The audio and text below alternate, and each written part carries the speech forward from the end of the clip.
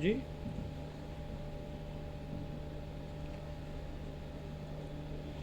Screen shot لی تھی ہم نے. یہ گفتگو یہاں سے ہے.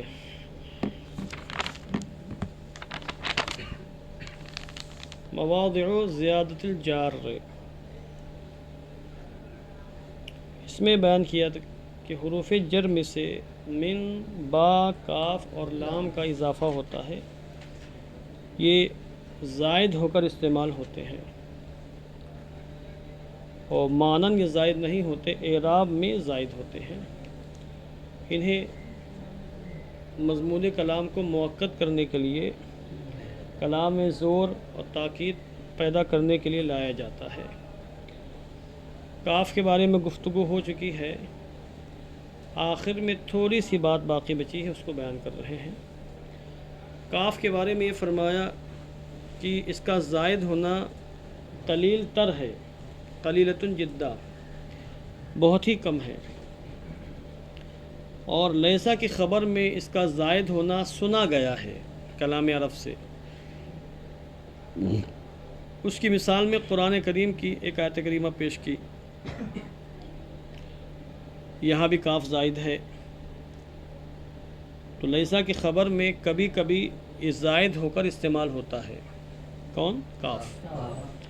وفی المبتداء، اور مبتدا میں بھی زائد ہو کر اس کا استعمال سنا گیا ہے. قول راجز، جیسے راجز، رجز کہنے والے شخص کا قول. لواحق الاقراب فیہا کالمقق، یہ لواحق لاحقہ کی جمع ہے اور اس سے پہلے ہیا مقدر ہے، ہیا، اور ہیا سے مراد گھوڑے. کیا؟ گھوڑوں کی جماعت. گھوڑوں کی تعریف کر رہا ہے شاعر. اور راجز لواحق الاقراب، اقراب کے بارے میں دیا حاشیے کے اندر، یہ قرب یا قربن کی جمع ہے. اقراب قرب یا قربن کی جمع ہے. اس کا معنی ہوتا ہے کمر. کیا ہوتا ہے؟ خاصرہ. خاصرہ کی جمع خواصر، کمر. اور لواحق کا معنی ضوامر، یعنی پتلے دبلے. پتلے دبلے جانوروں کو لواحق کہا جاتا ہے. جب دونوں کو ملائیں گے تو پتلی کمر والے ہو گیا. کیا ہو گیا؟ پتلی کمر. وہ گھوڑے پتلی کمر والے دبلے پتلے ہیں.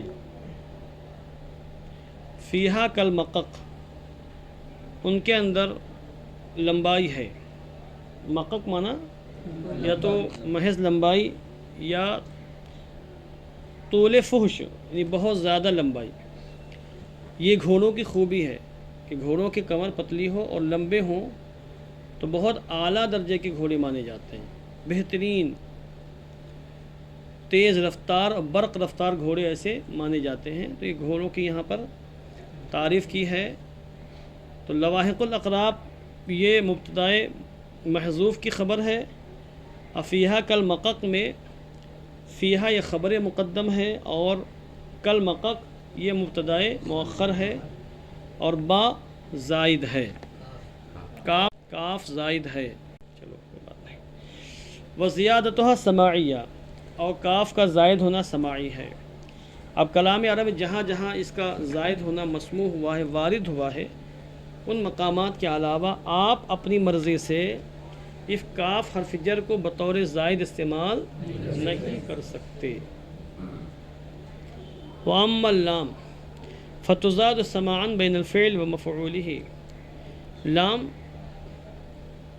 بطور سمع کے فعل اور اس کے مفعول کے درمیان زائد کیا جاتا ہے، یعنی اس کا زائد ہونا بھی مسموع ہے.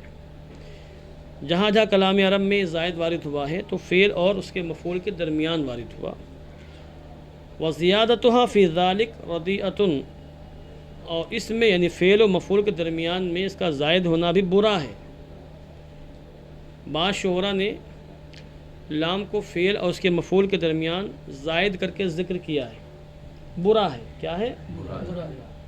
قال الشاعر، شاعر نے کہا، وملكت ما بين العراق ويثرب ملكا أجار لمسلم ومعاهد. ملکتا ملک یملکو کا معنی مالک ہونا ہوتا ہے. یثرب مدینہ منورہ کا قدیم نام ہے. اب حضور کے تشریف آوری کے بعد اسے یثرب کہنا جائز نہیں ہے، مدینہ ہی کہا جائے گا. اس کے منہ سے مدینہ کے مقام پر یثرب نکل جائے تو 10 بار کہے مدینہ مدینہ مدینہ مدینہ مدینہ، 5 ہو گیا. مدینہ مدینہ مدینہ مدینہ مدینہ، یہ اس کا کفارہ ہے، سمجھے آپ. بلکہ بیماری کا گڑھ ہونے کی نیت کے ساتھ اگر کوئی کہتا ہے تو گنہگار بھی ہوگا. سمجھے آپ. اجارہ یجیرو کا معنی ہوتا ہے پناہ دینا، مدد کرنا، حمایت کرنا، نجات دینا.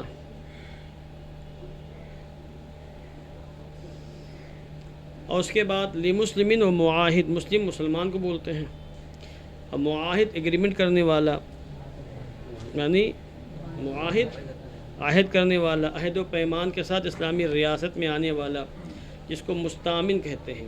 کیا کہ ذمی کہہ لیجیے آپ. کیا؟ ذمی، اہل ذمہ. باقاعدہ ٹیکس دیتے ہیں اسلامی ریاست کو، اور ٹیکس کے بدلے میں اسلامی ریاست ان کی نگرانی کرتی ہے، حفاظت کرتی ہے. اب شاعر کا تشریح کا تجربہ دیکھیے. شاعر اپنے ممدوح سے جس کی وہ تعریف کر رہا ہے، یعنی عبد الواحد بن سلیمان بن عبد الملک بن مروان. سلیمان بن عبد الملک یہ بادشاہ گزرا ہے، شاہان بنی امیہ میں سے اس کا بیٹا تھا عبد الواحد. یہ مدینہ منورہ کا گورنر تھا، امیر تھا. اسی کی تعریف کی شاعر نے کہ آپ تو مالک ہیں ان تمام علاقوں کے جو عراق اور مدینہ منورہ کے درمیان میں ہیں. تمام علاقوں کے مالک ہیں آپ. ملکن، اور ایسی بادشاہت آپ کے پاس، ایسی ملکیت ہے. اجارہ لمسلمین و معاہدی، جس نے مسلم اور معاہد سب کو پناہ دے رکھی ہے.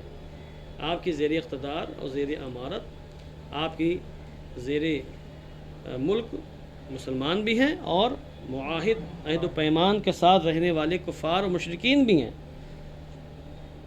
یہ شاعر نے کہا. یہاں پر اجارہ کا مفعول بہ ہے مسلم اور معاہد معطوف علیہ سے مل کر. اجارہ فعل ہے، فعل اور اس کے مفعول کے بیچ میں لام گھسیڑ دیا شاعر نے. یہ لام کیسا ہے؟ زائد ہے. اس کو کہنا کیا چاہیے تھا؟ اجارہ مسلمن و معاہدہ کہنا چاہیے تھا، مگر اس نے لام داخل کر دیا ہے. تو لام کا داخل ہونا یہاں پر برا ہے، داخل کرنا برا ہے. اور بہرحال جب بھی اس کا اضافہ ہوتا ہے بطور سما کے تو فعل اور مفعول کے درمیان ہوتا ہے. اگرچہ اس کو زائد کرنا یہ اچھی چیز نہیں، اچھی بات نہیں. تو یہ کاف اور لام، ان کی زیادتی، ان کا زائد ہونا مسموع ہے، یعنی سماع سے ثابت ہے، اور بہت کم ہی ان کا استعمال ہوتا ہے بطور زائد کے. باقی ان دونوں کے علاوہ جو 2 اور باقی بچے ہیں، من اور با، یہ بکثرت زائد ہوتے ہیں. کیا ہوتے ہیں؟ کثرت کے ساتھ یہ زائد ہوتے ہیں. فائدتان، 2 فائدے. الفائدۃ الاولی، پہلا فائدہ. قد يتوهم الشاعر انه زاد الباء في خبر ليس او خبر ما العاملة عملها فيعطف عليه بالجر توهما. کہتے ہیں کبھی شاعر کو یہ وہم ہو جاتا ہے کہ اس نے لیسا کی خبر میں با کا اضافہ کیا ہے، یا اس ما کی خبر میں با زائد ہے جو لیسا کا عمل کرنے والا ہے، یعنی مشابہ بلیسا جو ہے. قرآن اپنے ما اور لا مشابہ بلیسا، ما اور لا لیسا کا عمل کرتے ہیں. لیسا اپنے اسم کو رفع دیتا ہے، خبر کو نصب. جیسے لیسا زید قائمہ، ویسے ما اور لا بھی ہیں، اپنے اسم کو رفع دیتے ہیں اور ما کو، اپنی خبر کو نصب دیتے ہیں. تو کبھی شاعر اس وہم میں مبتلا ہو جاتا ہے، یعنی اس کو وہم ہو جاتا ہے کہ لیسا کی خبر میں یا مائے مشابہ بلیسا کی خبر میں اس نے با کا اضافہ کر دیا ہے. تو وہم کی بنیاد پر وہ جر سمجھتا ہے، کسی کلمے کو اپنے وہم کی بنیاد پر مجرور سمجھتا ہے، اسی پر عطف کر دیتا ہے. اور جب عطف کرتا ہے تو معطوف کو بھی مجرور کر دیتا ہے. معطوف علیہ میں حرف جر نہیں ہے، اس کو وہم ہو گیا کہ حرف جر ہے، وہم کی بنیاد پر حرف جر سمجھ بیٹھا، اور جب اس پر عطف کیا تو معطوف کو بھی اس نے مجرور کر دیا۔ کہتے ہیں یہ بھی ایک مجرور ہونے کی صورت ہے، یعنی وہمن توہمن کوئی قائل یا شاعر کسی کلمے کو مجرور قرار دے اپنے وہم کی بنیاد پر۔ کہتے ہیں فَيَعْطِفُ عَلَيْهِ بِالْجَرِّ تَوَہُّمًا، تو توہم وہم کی بنیاد پر اس پر وہ جر کے ساتھ عطف کر دیتا ہے، وہم کی بنیاد پر اسی خبر پر جر کے ساتھ وہ کسی کلمے کا عطف کر دیتا ہے۔ وَحَقُّهُ أَن يَنْصِبَ، حالانکہ اس کا حق یہ ہے کہ اس کو نصب دے، جر نہ دے۔ اس کی مثال دیکھیں آپ، بدا لی انی لست مدرک ما مضى ولا سابق شیئا اذا کان جائیا۔ بدا لیا، میرے لیے یہ واضح ہوا، یہ بات ظاہر ہوئی، بدا عبدو کا معنی ظاہر ہونا، میرے لیے یہ بات واضح ہو چکی ہے، یا مجھ پر یہ بات واضح ہوئی، یا مجھ پر یہ بات منکشف ہوئی کہ میں گزشتہ چیزوں کو پانے والا نہیں، گزری ہوئی چیزوں کو پانے والا نہیں، ولا سابق شیئا، اور نہ ہی کسی شے سے سبقت کرنے والا ہوں۔ یعنی ہر کام کا ایک وقت مقرر ہے، ہر چیز کا ایک وقت مقرر ہے، جب وقت آ جائے گا تو وہ چیز ہم کو مل جائے گی۔ اذا کان جائیا، جب وہ جانے والی ہو، جائیو کا معنی کیا ہوتا ہے؟ جانا، یعنی کوئی ایسی شے جو جانے والی ہو تو وقت سے پہلے میں اس کو نہیں پا سکتا، وقت آئے گا تبھی وہ چیز ہم کو ملے گی۔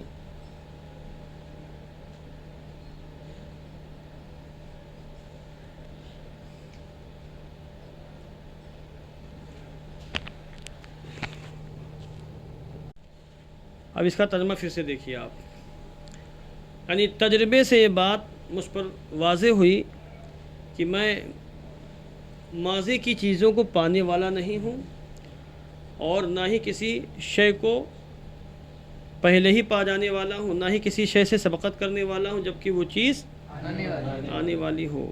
جب آئے گی تب مل جائے گی، پہلے کیسے پائیں گے اس کو؟ اب جب انعام ملنا ہے تب ملے گا، آج تھوڑی ملے گا انعام، اس کا وقت ہے۔ تو مدرک کا معنی ہوتا ہے پانے والا، ادراک، ادرک کا معنی مضی فعل ماضی ہے، مضی یمضی سے، سبق یسبق سبقت کرنا، اور جاء یجیء کا معنی آنا، یہ حل لغت ہے۔ فالخفص فی سابق علی توہم وجود الباء فی مدرکن، سابقین کا مجرور ہونا یا سابقین پر جر، یہ مدرک میں با کے وجود کے وہم پر ہے، مدرک میں با کے وجود کے وہم پر ہے۔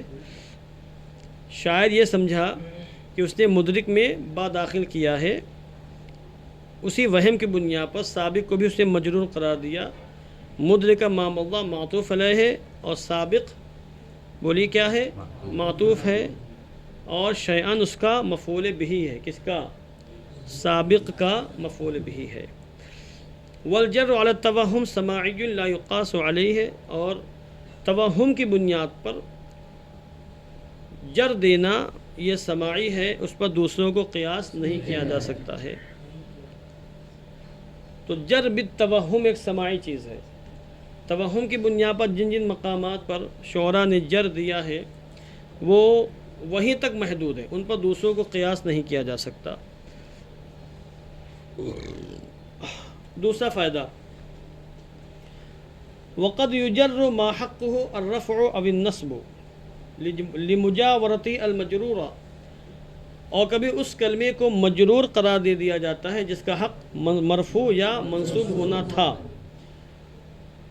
یا ہو، جس کلمے کا حق مرفوع ہونا یا منصوب ہونا ہو، کبھی اس کلمے کو مجرور قرار دے دیا جاتا ہے اس کے مجرور کے پڑوس میں ہونے کی وجہ سے۔ ایک کلمہ اصل کے اعتبار سے مرفوع یا منصوب تھا مگر مجرور کے پڑوس میں تھا، صحبت بد زود اثر میں کنت، پڑھا نا آپ نے، تو یہاں بھی اس کی صحبت نے اثر کیا، اور بیچارہ مرفوع تھا مجرور ہو گیا، منصوب تھا، لہذا آپ اگر مرفوع ہیں اور مجرور کے ساتھ رہیں گے تو کیا ہو جائیں گے؟ مجرور ہو جائیں گے۔ اگر آپ مجرور ہیں تو مرفوع کے ساتھ رہنے کی کوشش کریں، انشاءاللہ آپ بھی کیا ہو جائیں گے؟ مرفوع ہو جائیں گے. کقولہم، جیسے اہل عرب کا قول، ھذا جحر ضب خریب، ھذا جحر ضب خریب. خریب کہتے ہیں ویران کو، ضب کہتے ہیں گوہ کو. کھایا کبھی آپ نے گدگدان دیکھا ہے؟ گدگدان نہیں دیکھا ہے؟ کیا بولتے ہیں گدگدان کو؟ گرگٹ دیکھا ہے؟ گرگٹ ویسے ہی ہوتی گوہ، عرب میں کھائی جاتی. ہمارے یہاں ناجائز ہے. شوافے اور احناف حنابلہ، شوافے اور حنابلہ کے ہاں جائز ہے گوہ، ہمارے یہاں جائز نہیں ہے. آپ دیکھو تو گھن لگے کیسے کھاتے ہیں اس کو لوگ. اور عرب میں باقاعدہ اس کا شکار ہوتا ہے، شکار کر کے خوب کھاتے ہیں اس کو. سمجھے؟ طاقت و قوت، گرم بہت ہوتی ہے طاقت و قوت کے لیے. بہرحال، اور جوہر کہتے ہیں بل کو. کسے کہتے ہیں؟ یہ گوہ کا ویران بل ہے، گوہ کا فحق خریب الرفع. تو خریب کا حق رفع تھا، لکونہ نعتا لقول جوہر، کیونکہ وہ قائل کے قول جوہر کی صفت ہے. کس کی؟ جوہر کی صفت. اور جوہر مرفوع ہے خبر ہونے کی بنیاد پر، تو اس کی صفت بھی کیا ہوگی؟ مرفوع ہوگی. ولیکنہ جر، لیکن اسے جر دیا گیا ہے لمجاورۃ ضب، ضب کے پڑوس میں ہونے کی وجہ سے. وہ مجرور، اور ضب کیا ہے؟ مجرور ہے. تو مجرور کے پڑوس میں رہو گے تو کیا مرفوع ہو جاؤ گے؟ سمجھے آپ؟ تو اس کو اعراب بالمجاورہ کہتے ہیں، پڑوس کی وجہ سے اعراب دے دینا. تو جر کا جو اعراب ملا پڑوسی کی وجہ سے. ومن ہو قول امرؤ القیس، اور اسی سے امرؤ القیس کا یہ شعر بھی ہے. کان صبیرا من فی عرانین وبلہ کبیر اناس فی بجاد مزملی. مزمل ہے یہ، قرآن کریم میں کیا ہے؟ مزمل. مزمل نہیں ہے، مزمل. یا ایہا المزمل، اس کے بعد یا ایہا المدثر. اس کے بعد سے مراد بہت بات، صورت کے لحاظ سے مان بات، اور آیات کے لحاظ سے بہت بات سمجھا کرو آپ. کاننا صبیر، صبیر ایک پہاڑ کا نام ہے، مینا میں ہے. یہ کہاں ہے؟ جبل صبیر مینا میں ہے، بہت بڑا پہاڑ ہے. اور غالباً اسی پہاڑ پر حضرت ابراہیم علیہ السلام حضرت اسماعیل کو لے گئے تھے علیہ السلام ذبح کرنے کے لیے. میں نے پہاڑ دیکھا ہے. اسی پہاڑ کے پیچھے سورج طلوع ہوتا ہے، جب بلند ہو جاتا ہے تو پھر مینا سے روانہ ہوتے ہیں عرفات کی جانب. مقدس پہاڑ ہے، تاریخی پہاڑ ہے. اور اس کے ساتھ کئی پہاڑ ملے ہوئے، یوں بنا ہوا ہے، کئی پہاڑ متصل ہیں. یہ عرب میں جو مشہور پہاڑ ہے ان میں سے صبیر بھی ہے، جبل صبیر. کچھ لوگ اس کو نہ جانے صبیر کو پڑھتے ہیں، جبل صبیر، جبل صبیر مینا میں ہے. عرانین کہتے ہیں کسی شے کے آغاز کو، عرنین کی جمع عرانین ہے. اور وبلن کہتے ہیں موسلا دھار بارش کو. اور وبل ہی میں جو ہی ضمیر کا مرجع سحاب یعنی بادل، اس سے پہلے شعر میں سحاب ہے، سحاب سین سے بادل. اور کبیر کہتے ہیں سردار کو، بڑے کو، ناس، ناس کی جمع ہے. اور بجاد کہتے ہیں دھاری دار چادر کو، دھاری دار چادر کو. اور مزمل کا معنی لپٹا ہوا. سمجھے آپ؟ اس بادل کی زوردار بارش کے آغاز میں، فی عرانین وبلہ، اس بادل کی زوردار بارش کے آغاز میں صبیر پہاڑ گویا کہ لوگوں کا ایسا سردار ہے جو دھاری دار چادروں میں لپٹا ہوا ہے. تشبیہ دے دی. جب اس بادل نے صبیر پر جا کے زودہ پانی برسایا تو سرسبز و شاداب ہریالی کی چادر تن گئی. سمجھے آپ؟ صبیر پہاڑ کے اوپر، اور صبیر پہاڑ اونچا تو ہے ہی ہے، اونچا ہونا سرداری کی نشانی ہے. تو بارش اتنی زوردار تھی کہ بارش کے آغاز میں صبیر پہاڑ لوگوں کا سردار معلوم ہو رہا تھا. اور ایسا ویسا سردار نہیں، ایسا سردار جو دھاری دار سبز چادروں میں لپٹا ہوا ہو، ایسے کھڑا ہے. تشبیہ دی. تو یہاں دیکھیے محل استشہاد کیا ہے؟ بولیے. مزمل. یہ محل استشہاد مزمل ہے. یہ کس کی صفت؟ یہ کبیر کی صفت ہے. اور کبیر مضاف اناس کا، اور مرفوع ہے. ٹھیک نا؟ تو مرفوع کی صفت کیا ہوگی؟ مرفوع ہوگی. تو مزملی کا حق تھا مزملو، مگر کیا کہا یہاں پر مزملی، کیوں؟ اس لیے کہ بجاد کے بازو میں ہے، اور بجاد کا معنی دھاری دار چادر، اور جب اس کے بازو میں ہے تو یہ بھی مجرور ہو گیا۔ حاشیے میں دیا ہوا الکساء المخطط یعنی دھاری دار چادر۔ ویسمى الجر بالمجاورہ، اس کو جر بالمجاورہ کے نام سے بھی یاد کیا جاتا ہے۔ وهو سماعی ایضا، یہ بھی سماعی ہے، قیاسی نہیں ہے، لہذا جن جن مقامات پہ اس قسم کا جر آیا ہے انہی مقامات پہ آپ جر پڑھیں گے، باقی آپ قیاس کر کے کہیں اور بیچارے مرفوع کو مجرور قرار نہیں دے سکتے، ورنہ ہمارا قلم چلے گا لال تو ہم کاٹ دیں گے، سمجھے آپ؟